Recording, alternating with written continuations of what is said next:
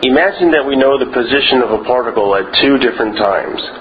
What trajectory does the particle take between these 2 points? We need a differential equation for the position of the particle as a function of time. Such an equation exists, of course, and is called Newton's second law. In this video, we show how to derive Newton's second law from a deeper, or at least equivalent, principle. The principle is as follows. Draw all possible paths between the initial and final position of a particle. At each point on a trajectory, the particle will have a position and a velocity. Define a function called a Lagrangian that maps each point on a trajectory to a scalar.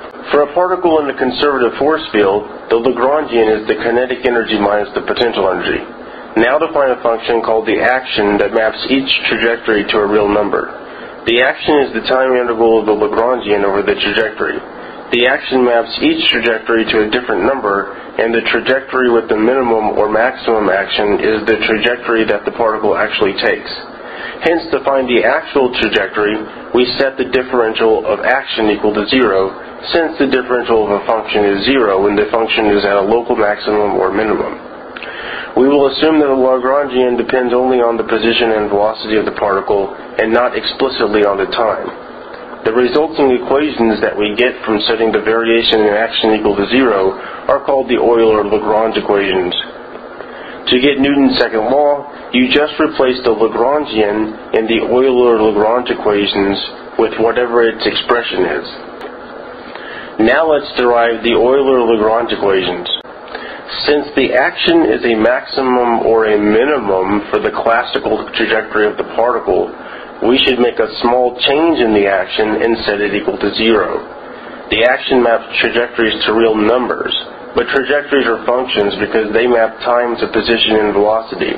Therefore, the action maps functions to real numbers. Functions that map functions to real numbers are called functionals. A small change in a functional is denoted by a little delta, not a little d like with ordinary functions. Now explicitly write the expression for the action as the time integral of the Lagrangian. The variation operator can be brought inside the integral. The Lagrangian depends only on the position and velocity of a particle, not on the time. Thus, the variation in the Lagrangian can be written as a term due to variation in position plus a term due to the variation in velocity. Notice that we are writing a small change in position and velocity with a delta and not a d. This is to remind us that we are varying the trajectories x of t and x dot of t, since they are the independent variables of the action. As shown below, the variation in the velocity is equal to the time derivative of the variation in position. As we will also show below, we can integrate the second term by parts to move the time derivative around and pick up a minus sign.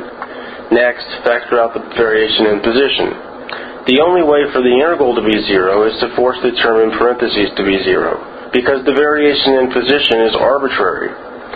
This is the Euler-Lagrange equations. If you were to replace the Lagrangian by the kinetic energy minus the potential energy, you would recover Newton's second law. It should be noted that the Euler-Lagrange equations hold for any system with n degrees of freedom, where each degree of freedom is described by a coordinate q sub I. If the Lagrangian can be written in terms of these generalized coordinates, then the equations of motion for the system are found by replacing the Lagrangian with whatever its expression is in the general Euler-Lagrange equations.